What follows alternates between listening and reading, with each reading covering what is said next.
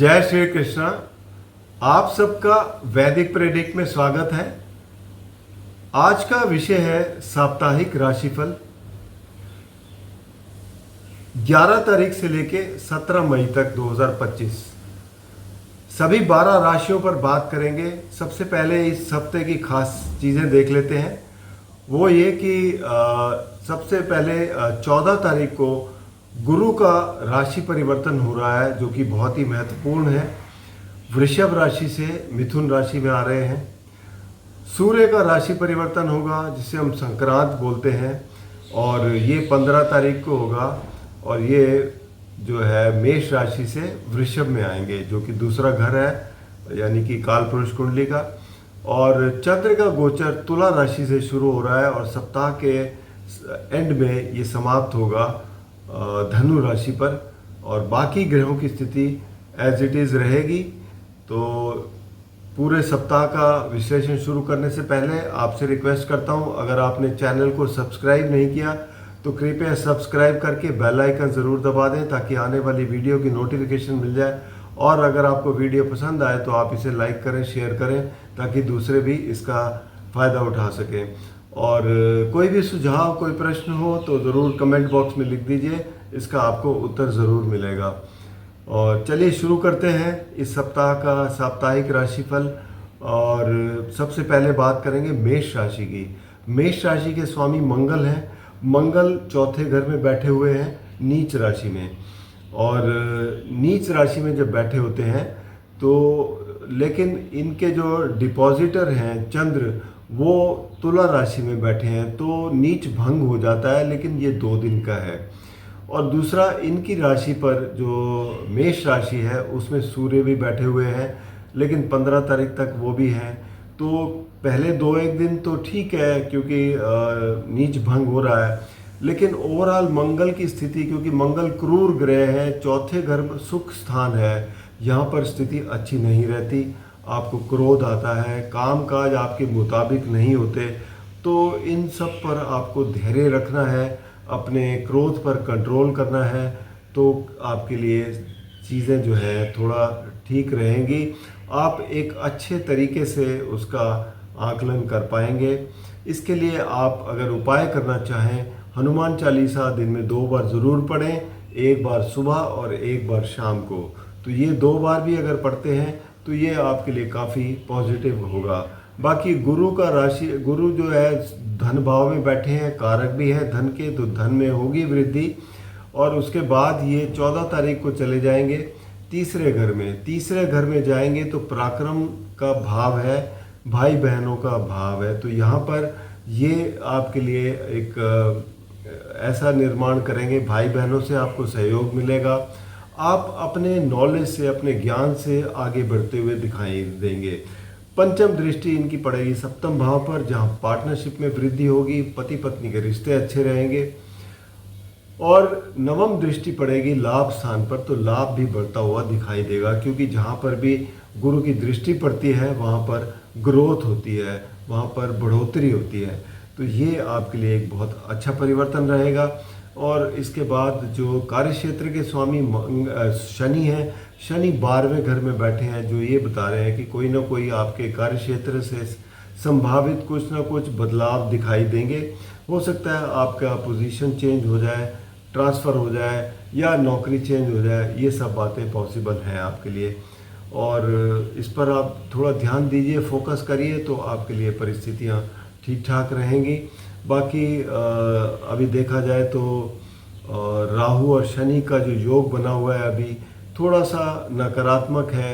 एक आपके मन में जो पैदा करता है, भय पैदा करता है, एक खलबली मचाता है आपके सबकॉन्शियस माइंड में। उसके लिए आप ज़रूर, मैंने जैसे बताया, मंगल के ज़रूर उपाय करते रहें। और हो सके तो आप मेडिटेट करें, उससे भी आपको काफ़ी फ़ायदा होगा ओम का उच्चारण करते हुए।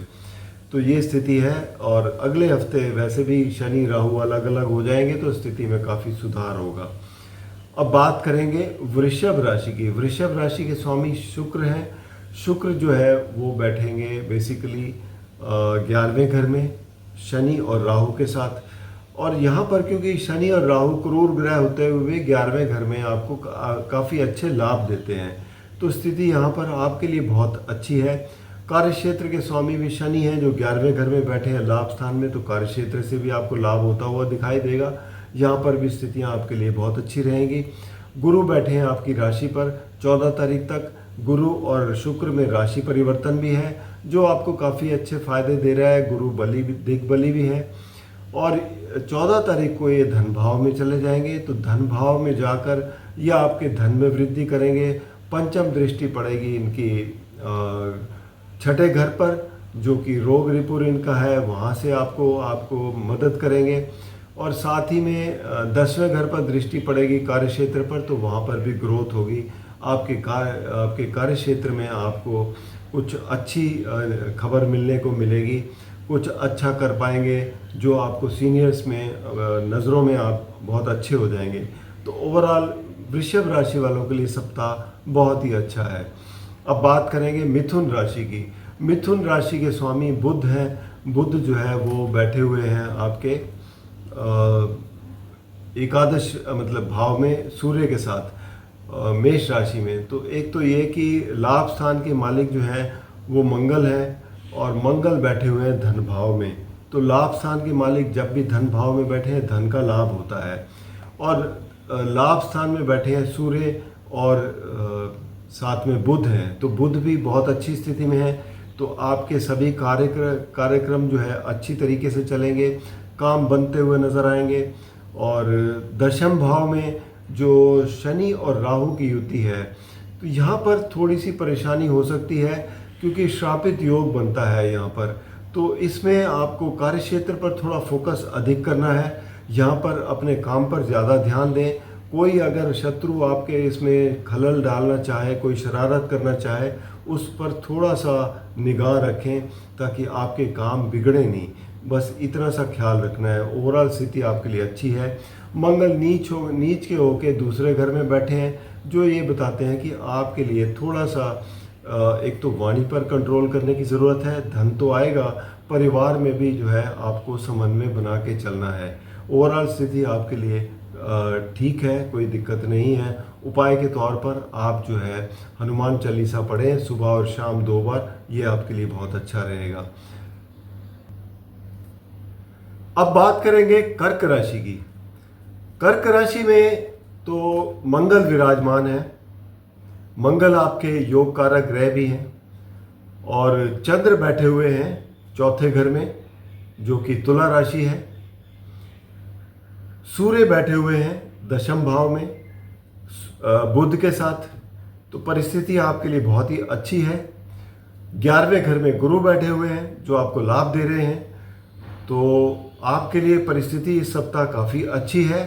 बस इतना ज़रूर है कि मंगल नीच राशि में है, तो जिसकी वजह से थोड़ा बहुत हो सकता है कि क्रोध वगैरह आए, तो उस पर काबू करने की कोशिश करें और कोई दिक्कत नहीं है। नवम भाव में, नवम भाव किसका होता है? आपका गुरु की राशि है मीन। यहाँ पर शनि और राहु की युति है, तो यहाँ पर एक श्रापित योग बना हुआ है। ये सप्ताह रहेगा, अगले सप्ताह ये दूर हो जाएगा। तो तब तक थोड़ा सा धैर्य रखें। अपने मन में जो अशांति चल रही है उसको एक कंट्रोल करने की कोशिश करें। और आप भी जो है एक तो सोमवार को शिव मंदिर ज़रूर जाएं और वहाँ पर शिवलिंग पर जल चढ़ाकर नमः शिवाय का 108 बार जाप करें। ये आपके लिए काफ़ी लाभकारी होगा। और साथ ही में हनुमान चालीसा दिन में 2 बार ज़रूर पढ़ें, इससे भी आपको काफ़ी अच्छा लाभ होगा। बाकी सप्ताह आपके लिए बहुत ही अच्छा है। इससे आपको इस सप्ताह काफ़ी अच्छे लाभ मिलने जा रहे हैं आपको। अब बात करेंगे सिंह राशि की। तो सिंह राशि के स्वामी सूर्य हैं। सूर्य बैठे हुए हैं आपके नवम भाव में जो कि मेष राशि है। और नवम भाव के सूर्य जो है एक किस्म से आपको बहुत अच्छे लाभ देते हैं। धर्म का स्थान में बैठे हैं और पिता से आपको सहायता मिल सकती है। और बुध भी यहीं बैठे हैं, बुध आदित्य योग भी बन रहा है। बिजनेस में भी अगर आप कोई लंबी यात्राएं करते हैं उसमें भी सफलता प्राप्त होगी। और सूर्य जो है 15 तारीख को दशम भाव में आएंगे वृषभ राशि में। तो यहाँ पर दशम भाव में बली कहलाते हैं सूर्य। यहाँ पर आपको कार्य क्षेत्र में आपका मान सम्मान बढ़ेगा, आपके कार्य बड़ी अच्छी तरीके से चलेंगे और आपकी प्रशंसा भी होगी। और इसके अलावा गुरु जो है वो भी देखा जाए तो दशम भाव में बैठे हैं और ये आ जाएंगे एकादश भाव में। तो दोनों स्थितियों में गुरु की स्थिति बहुत ही अच्छी है। पहले 14 तारीख तक तो ये धन भाव को देखें, धन में वृद्धि करेंगे। उसके बाद ये एकादश भाव में आएंगे तो तब भी आपके धन में लाभ होता हुआ दिखाई देगा। ओवरऑल बहुत ही पॉजिटिव स्थिति है। 8वें घर में शनि और राहु का योग है, ये एक श्रापित योग है। यहाँ पर आपको थोड़ा ज़्यादा ध्यान रखना है। किस चीज़ों में ध्यान रखेंगे? एक तो अपनी वैल्यूएबल चीज़ों पर नज़र रखें कि कोई बिगड़े नहीं वो। दूसरा, आपको वाद विवाद से बचना है। कोर्ट कचहरी के केस हों तो उसको बड़े ध्यानपूर्वक निपटाना है। इन सब बातों का ध्यान रखेंगे तो आपके लिए नुकसान से बचेंगे और परेशानियां आपके लिए कम होंगी। परेशानियां आएंगी तो ज़रूर, लेकिन कम होंगी, ये ज़रूर बात है।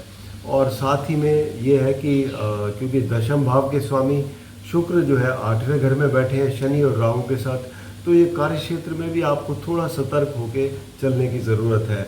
अपने जो प्रतिद्वंदियों पर और कुछ और जो आसपास के लोग हैं, बेसिकली उनसे परेशानी आ सकती है और कोई बदलाव आता है तो उसको बड़े सोच समझ कर करें और बस इतने से ध्यान रखना है, तो कोई परेशानी की बात नहीं है। अब उपाय के तौर पर आपके लिए सबसे अच्छा उपाय है कि सुबह उठकर सूर्य को अर्घ दें और गायत्री मंत्र का जाप करें। ये आपके लिए बहुत ही लाभकारी सिद्ध होगा। अब बात करेंगे कन्या राशि की। कन्या राशि के स्वामी बुध हैं। बुध बैठे हुए हैं 8वें घर में सूर्य के साथ। तो 8वें घर में थोड़ी कमज़ोर स्थिति है, शत्रु राशि में बैठे हैं। तो यहाँ पर आपको अपनी सेहत का भी ध्यान रखना है। कार्यों में भी थोड़ी बहुत कहीं रुकावटें आएंगी, उस पर भी आपको थोड़ा ज़्यादा फोकस करना होगा। तो इन सब बातों का ध्यान रखेंगे तो अच्छा रहेगा। और 7वें घर में शनि और राहु का एक शापित योग बन रहा है जो आपके पार्टनरशिप में प्रॉब्लम ला सकता है। एक तो वाद विवाद से बचें, नई पार्टनरशिप में ना एंटर हों। पति के पत्नी के रिश्तों में भी आपको समन्वय बना के चलना है, तभी आपके लिए परिस्थितियां सामान्य होंगी।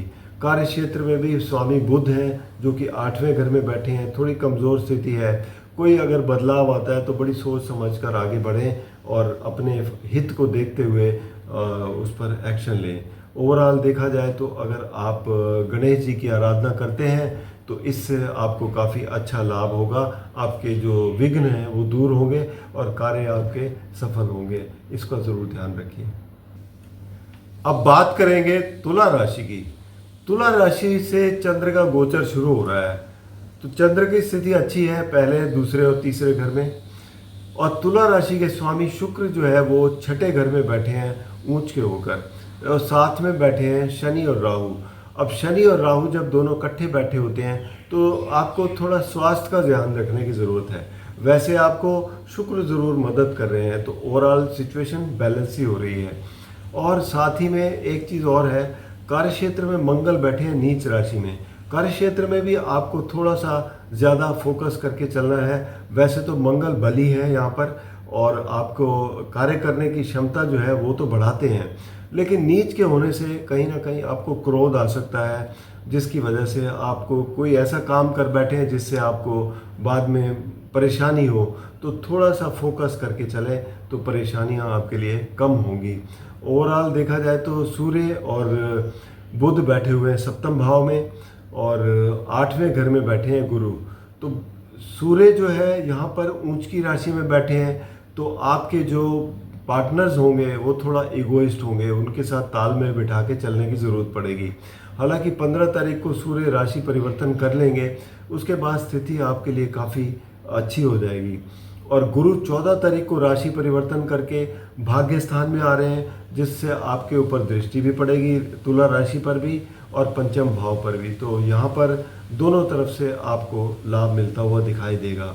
तो यहाँ पर बस आपको इतना ही ख्याल रखना है कि कोई भी ऐसी बात नहीं करनी, कोई काम में अपना फोकस रखें, तो परेशानियां आपके लिए कम हैं, धन का लाभ आपको देता हुआ नज़र आ रहा है।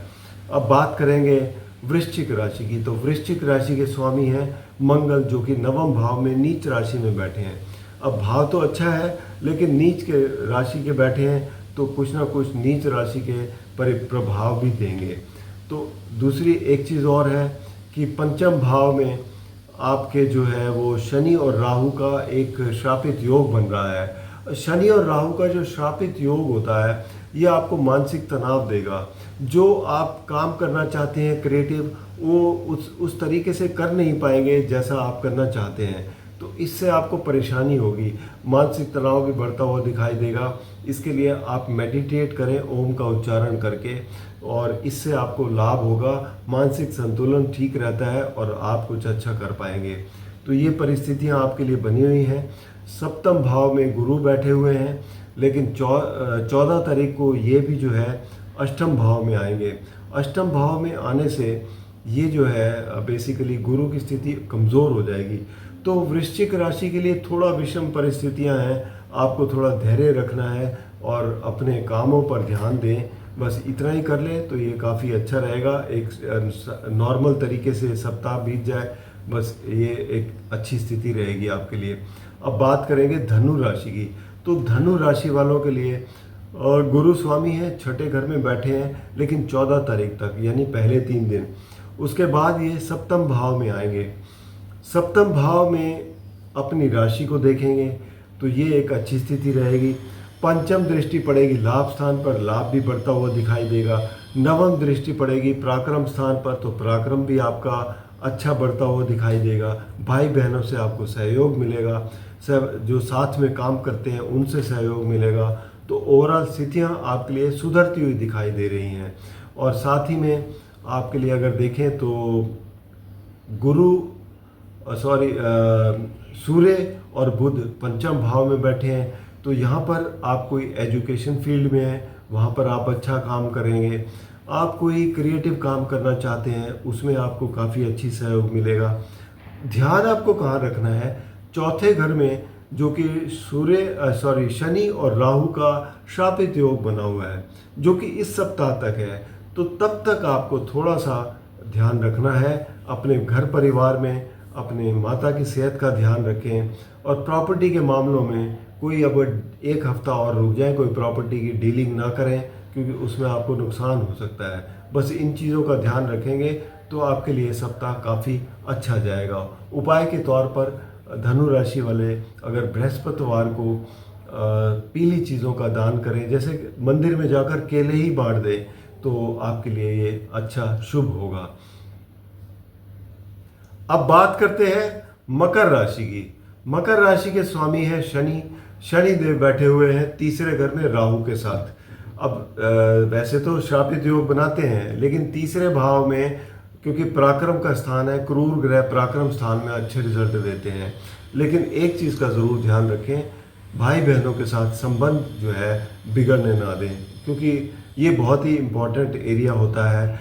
तीसरा घर आपके जो साथ में काम करने वाले हैं उनका भी होता है, तो उनके साथ भी थोड़ा तालमेल बना के चलें, तो आपके काम बिल्कुल बहुत अच्छी तरीके से बनते चले जाएंगे। इसके अलावा अगर देखें तो सप्तम भाव में मंगल नीच राशि में बैठे हैं। पार्टनरशिप में प्रॉब्लम हो सकती है, पति पत्नी के रिश्तों में कोई तनाव हो सकता है, बचने की कोशिश करें। कोई भी इशू आता है तो उसे टाल दें, या फिर वाद विवाद हो तो बचने की कोशिश करें, क्योंकि नीच के मंगल सप्तम भाव में ज़रूर परेशानी लेके आते हैं। तो ये इन बातों का आप ज़रूर ध्यान रखें। इसके अलावा अगर देखें तो पंचम भाव में गुरु बैठे हुए थे, 14 तारीख तक बैठे हैं। उसके बाद ये छठे घर में चले जाएंगे, तो यहाँ पर थोड़ी सी स्थिति जो है गुरु की भी थोड़ा कमज़ोर हो जाएगी। हालांकि ये आपके कार्यक्षेत्र को देखेंगे तो कार्यक्षेत्र में आपकी वृद्धि करेंगे, तो यहाँ पर कोई दिक्कत नहीं है। साथ में धन में भी वृद्धि करेंगे, धन भाव पर दृष्टि पड़ेगी। ओवरऑल देखा जाए तो आपके लिए परिस्थितियाँ ठीक ठाक हैं। चौथे घर में बुध और सूर्य बैठे हुए हैं। सूर्य पंचम भाव में चले जाएंगे 15 तारीख को, तो सुख स्थान में बुध ही रह जाएंगे, तो ओवरऑल स्थिति यहाँ पर भी ठीक ठाक रहेगी। और उपाय के तौर पर आप भी अगर हनुमान चालीसा दिन में 2 बार पढ़ें, एक बार सुबह और एक बार शाम को, तो ये आपके लिए काफ़ी अच्छा रहेगा। अब बात करेंगे कुंभ राशि की। कुंभ राशि के स्वामी शनिदेव हैं। शनिदेव और राहु ये दूसरे घर में बैठे हैं शुक्र के साथ, तो यहाँ पर एक शापित योग बनाते हैं। तो एक तो ये कि आपका धन खर्चा अधिक होगा, घर में थोड़ी अशांति हो सकती है। कोशिश करें अपनी वाणी पर कंट्रोल करें, और कोई सिचुएशन ऐसी हो तो अवॉइड करने की कोशिश करें, क्योंकि ये आखिरी सप्ताह है। राहु और शनि का जो योग बना हुआ है पिछले 1 महीने से, वो समाप्त हो जाएगा अगले हफ्ते। तो थोड़ा धैर्य रख के चलें और धन पर भी थोड़ा काबू रखें, तो आपके काम जो है ठीक ठाक निकलेंगे। क्योंकि आपके काम भी, क्योंकि शनिदेव आपके राशि स्वामी हैं, तो कामों में भी कहीं ना कहीं कुछ प्रॉब्लम आएगी। तो इन सब बातों का आपको ध्यान रख के चलना है। इसके अलावा देखें तो मंगल जो है वो छठे घर में बैठे हैं नीच राशि के। अब नीच राशि के छठे घर में मंगल जो है, वैसे छठे घर में अच्छे होते हैं, क्रूर ग्रह हैं, लेकिन नीच में होने के कारण आपको स्वास्थ्य संबंधी परेशानी दे सकते हैं। लोन वगैरह के ऋण के मामले में परेशानी दे सकते हैं। तो स्वास्थ्य में खासकर अगर ब्लड रिलेटेड कोई प्रॉब्लम है, ब्लड बीपी वगैरह है, तो इसका ध्यान रखें। अगर कोई परेशानी अभी डेवलप हुई है तो उसका जल्दी से जल्दी निवारण करें, तभी आपके लिए परिस्थितियां सामान्य होंगी। इसके अलावा अगर देखें तो तीसरे घर में सूर्य और बुध बैठे हुए हैं। कम्युनिकेशन बहुत अच्छी होगी आपकी, पराक्रम बहुत अच्छा होगा। सूर्य जो है राशि परिवर्तन करके चौथे घर में आएंगे, तो और स्थिति अच्छी है।